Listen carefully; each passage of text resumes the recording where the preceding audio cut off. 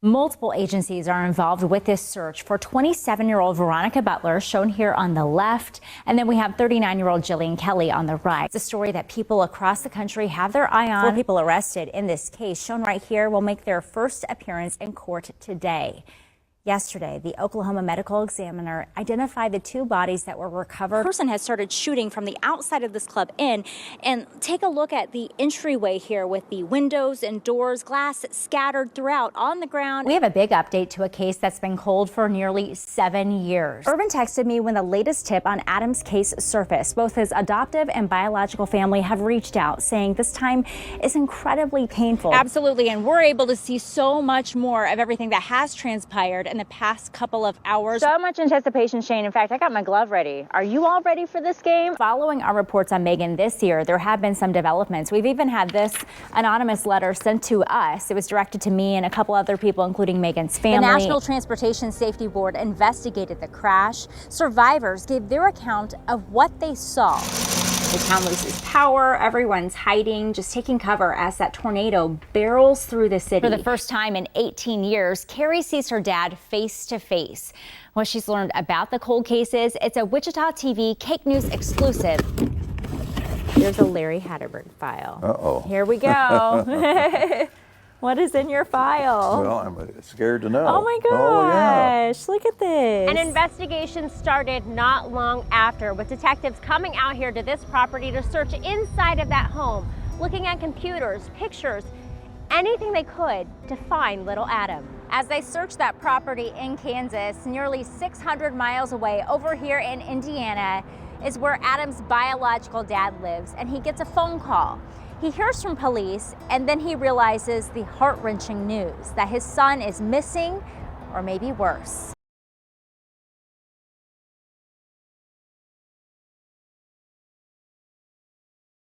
Well, her life was flipped upside down 18 years ago. That's when Carrie Rawson learned that her dad, Dennis Rader, was a serial killer. It was signed with the initials BTK. The BTK story goes back to January of 1974. In April of 74. March of 1977. We're dealing with a person who is perverted, a person that is sick. I still can't believe it. It's very nerve-wracking to know that he was that close. The bottom line, BTK is arrested.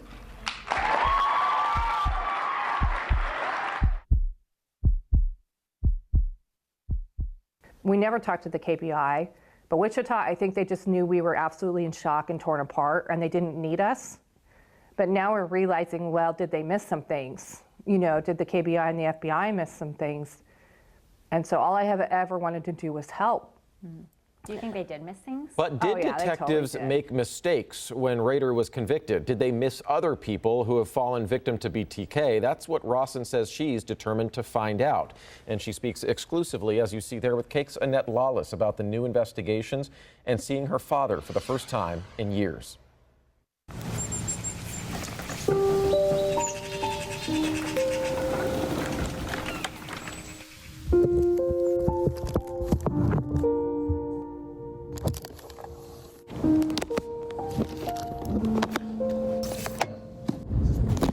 We had tried to keep this quiet and just keep working investigations because we didn't want to upset families. Right. And like until we absolutely have an answer of like finding a body or finding evidence. The reality is like everything blew up when they dug up the yard. It's these images that flipped yet another page in Carrie Rawson's story. This summer and spring, investigators digging into her family's old property over in Park City, trying to tie her dad, Dennis Rader, to cold cases. Mysteries like Cindy Kinney, a teenager who simply vanished from Oklahoma in the 70s.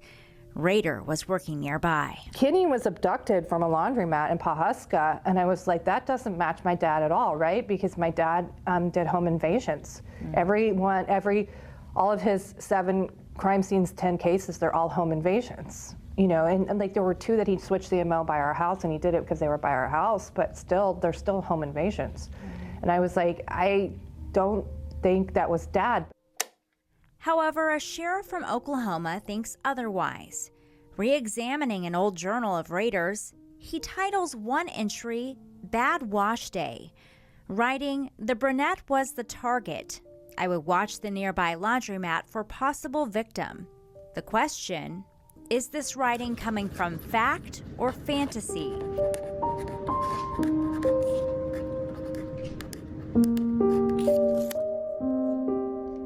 Rader claims he had attempted kidnappings before his first known victims, the Otero family. Julie, Joseph, and their kids 9-year-old Joey and 11-year-old Josie, they died in January 1974.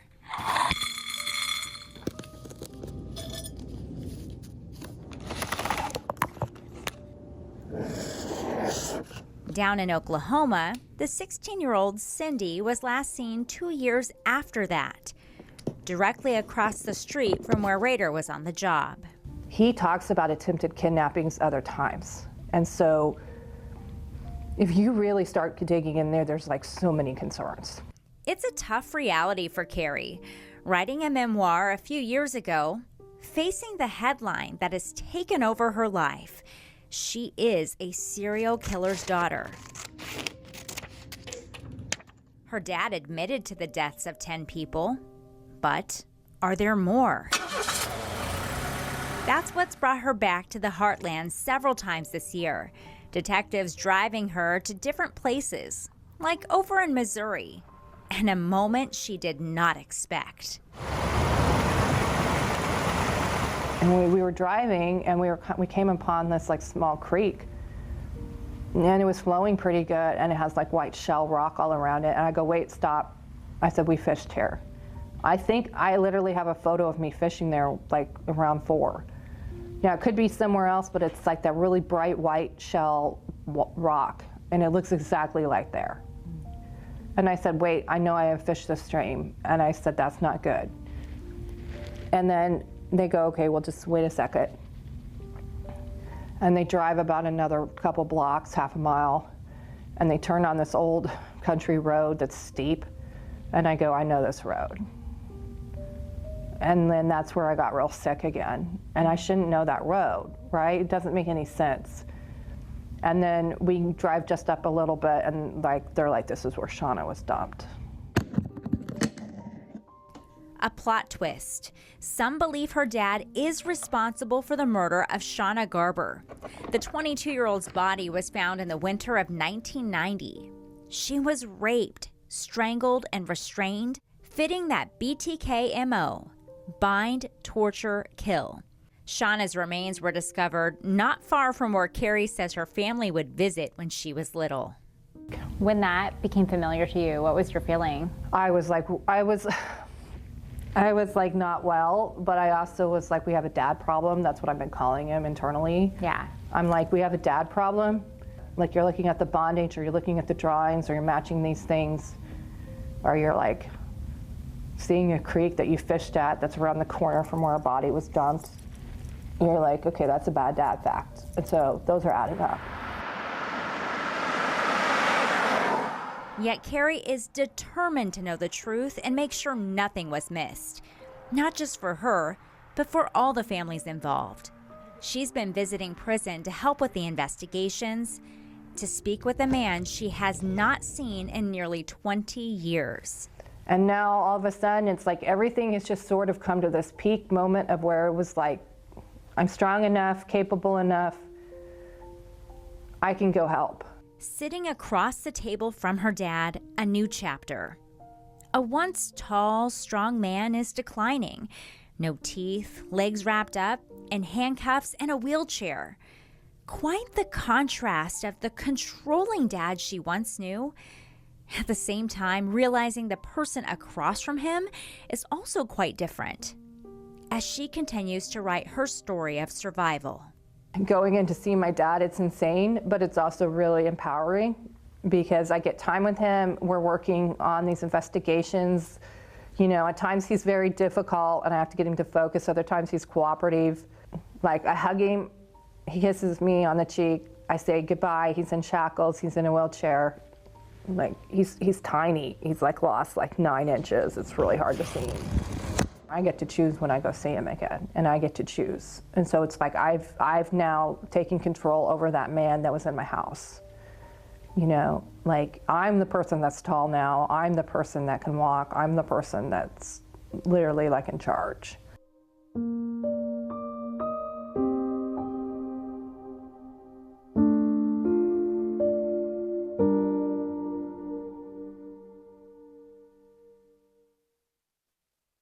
Well, Rawson visited her father for the third time this year, but she says she can't share what happened in that conversation.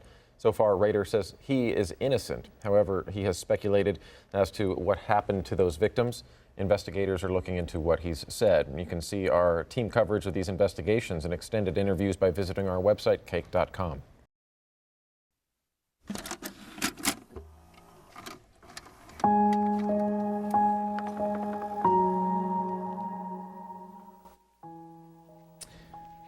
Decades of communication, trying to keep his name in the spotlight. Back in 2004, serial killer Dennis Rader sent our Cake News team a letter, leaving clues as to who he was. It all eventually led to his arrest. He will spend the remainder of his life in prison, but his daughter thinks that he may be making money on the inside. The Kansas Department of Corrections has updated a photo of the now 78-year-old. His daughter describes him as a weak version of the man she once knew. In this special report, Cake's Annette Lawless looks at how crime pays. KBI and FBI had to have been exhausted. They thought it was the 10 and they put him away. Were mistakes made? Maybe. Or were things overlooked? Maybe. But it also took him 31 years to catch him. He's not an easy foe. And I think he was just continually trying to play his games, and I don't think they realized that they thought he was done, and I think he was just starting new games.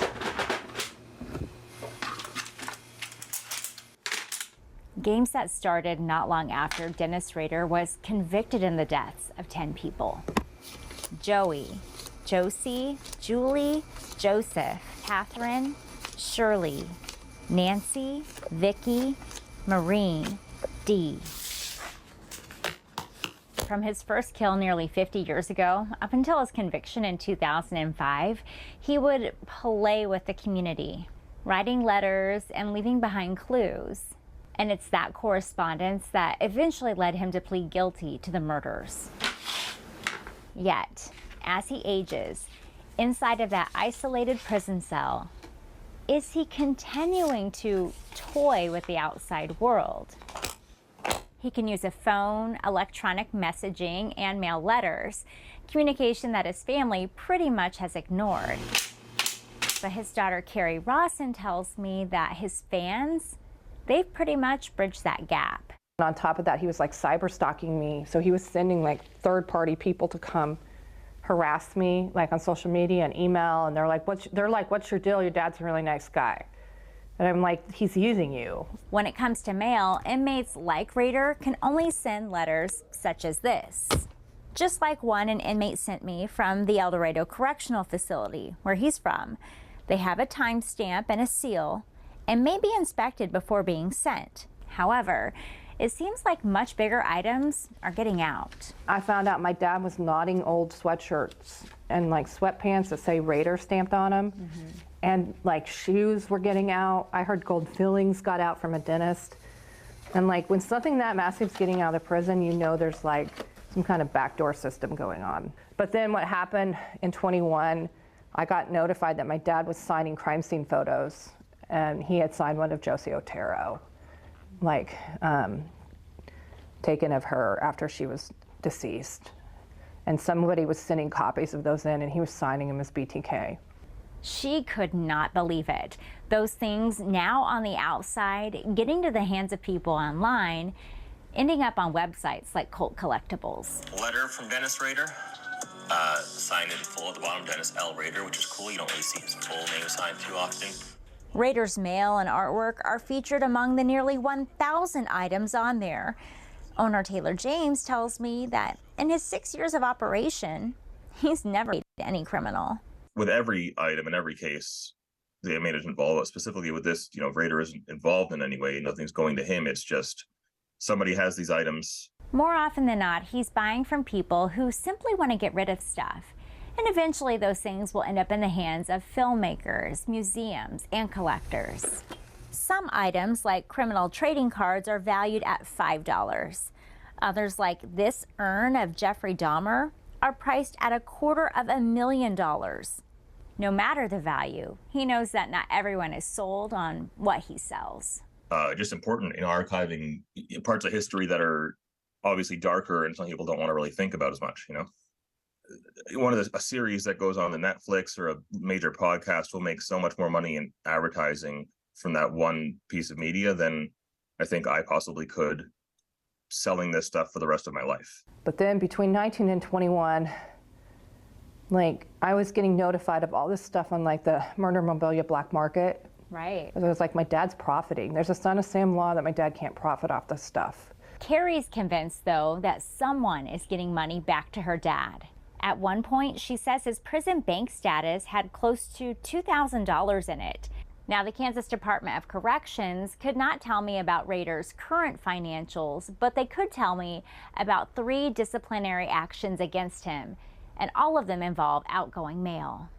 In 2006, for a hidden letter. In 2019, a package with 2 teeth and nail clippings.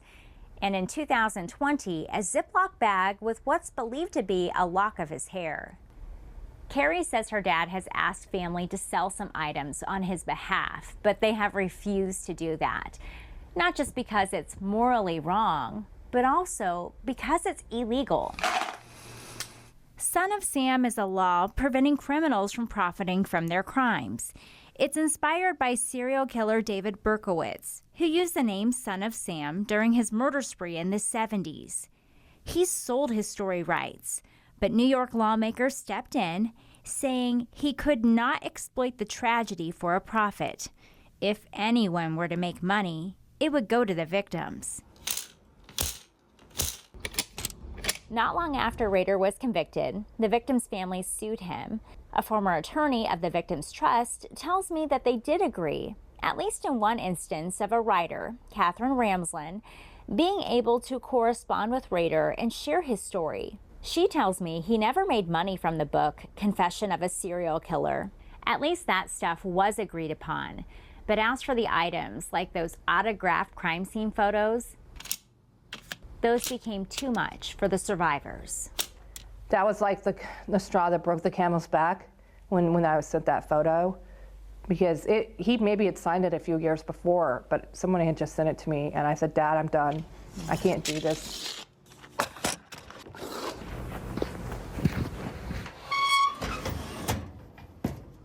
In the thick of my weeks-long research, I found a bunch of websites selling items from Rader as well as other killers. But I will admit there was a surprising twist to this all, something unexpected. I share more coming up after this break. A lot is weighing on the hearts of the family of Cody Dean Ceniceros. This is one of the last moments when he was seen. This is the day after Thanksgiving, and investigators tell me that this past week, the department executed a couple of search warrants, including over at a home where Cody went to later that day.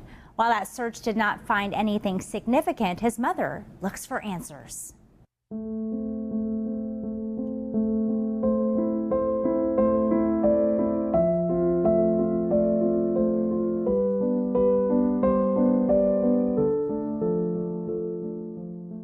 Night tides are really, really hard for me, especially after I get off work and pulling up to my driveway and not seeing his car there. It's just that everything just kind of overflows, because that big question out there is like, why hasn't his car been spotted? Where is it? An agonizing mystery for Roxanne Ceniceros. She and her family trying to find any sign of her son Cody, who vanished 3 weeks ago. We were trying to go through all possibilities of what might happen.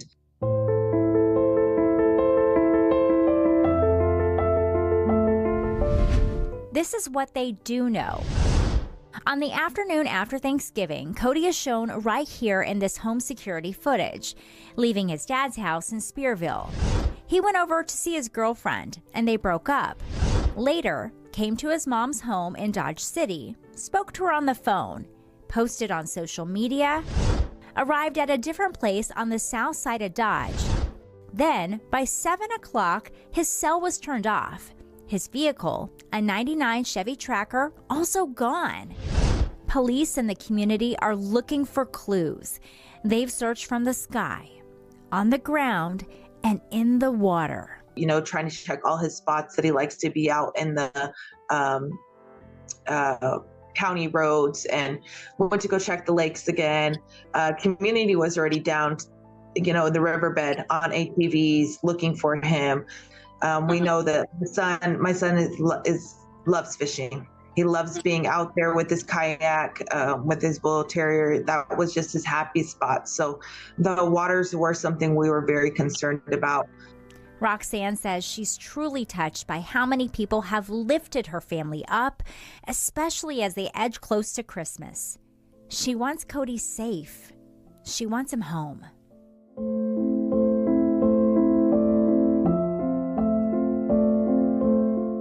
I mean, with something like this, I mean, I know a lot of time has gone by, but have you lost any hope or anything with this? No, I think as his mom, I can't, just because nobody wants another outcome. You know, as a mom, the best outcome, and really truly the only outcome I want, is for him just to walk through the door and, you know, and this be something of the past. So, I mean, I always keep that little hope in my heart that could be something that would happen, you know.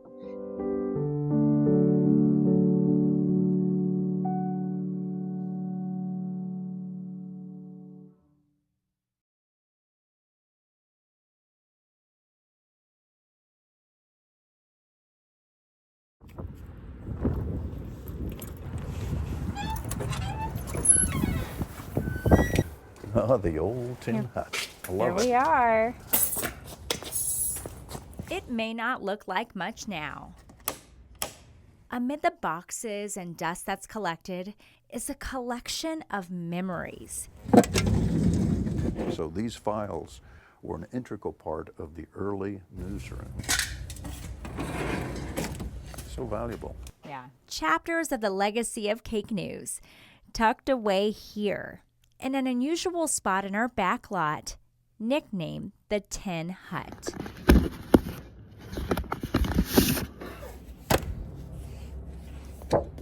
There weren't many people back here, but it was a place where they could work and still do the news. Mm-hmm. It was quite a little operation here, but hard to believe in this day and age. When I started here, all along these walls were clips, and they had the old AP teletype here.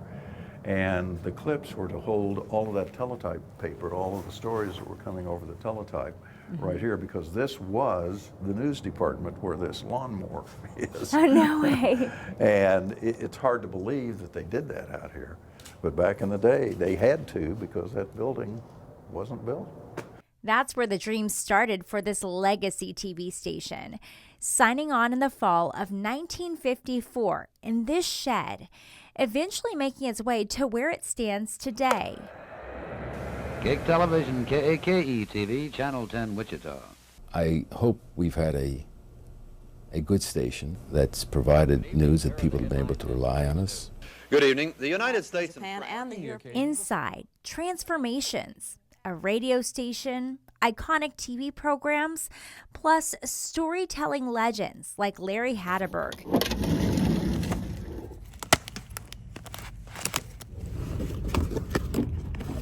There's a Larry Hatterberg file. Uh-oh. Here we go.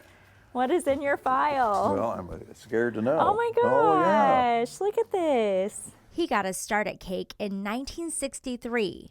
Just a teen, eager to learn from the best. The big picture is of me in the Cake TV and Radio Newsmobile.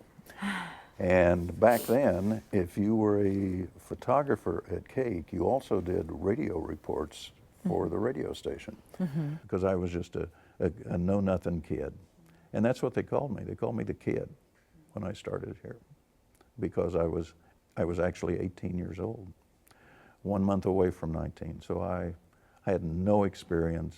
I had known nothing. And the gift that they gave me was a career. And you passed on that gift to so many of us too, though. So it's so nice. Well, I hope We're so. so grateful for that. Well, I hope so. You have to pass it on, you know, and if you don't pass it on, what good are you? I feel like we just walked through history. We did walk through history. Yet, as this door closes, another opens. I think you'll love it, so. Well, I'm sure I will. Can't wait to see it. Yeah, come through here. Wow. Welcome. It's changed a lot. Yeah. Gee. Oh, I love this set. I know, That's isn't nice. it beautiful? Yeah, that's the very interview nice. space. Very nice. Yeah. Love the little touches on there. That's great. In its earliest days, this room would have a corner to deliver the news and most of the rest for live TV commercials. The product has changed, with more news reaching homes.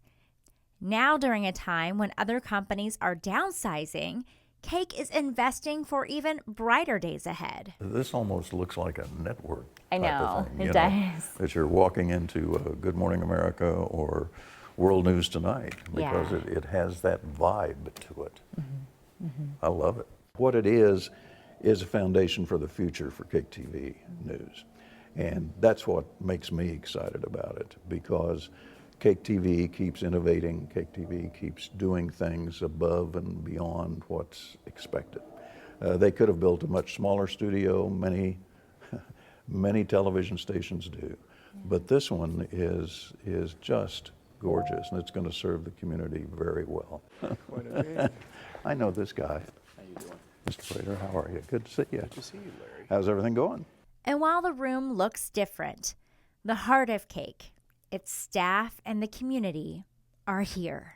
This place is special to me. You know, you can't invest a half a century in a job, in a place, without being very close to it for the rest of your life. So those memories don't go away. They accumulate, and it's wonderful because I think about the old days and the old times. And you don't forget the people who touch your life, ever.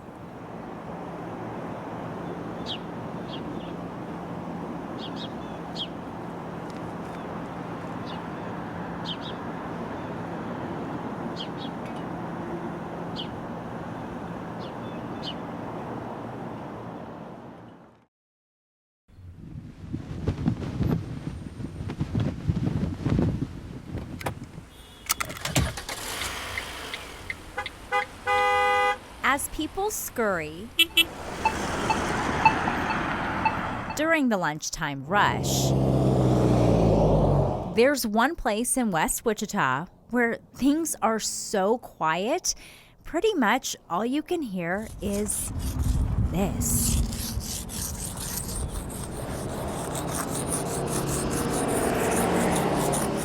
Coming out here to just like draw some pictures. This is something special because we don't usually get time off because we have school and after school sports. So this is just something fun to do for the day. So as Madison, Shaylin, and Grayson are out of school, they hope as cars zip by this busy street, maybe people will take their time and slow down. Yeah, I really like when we use the color blue, that's my favorite color.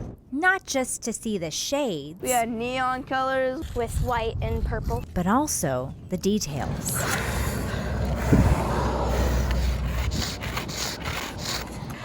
Tiny pieces of the chalk, and we just blow those away.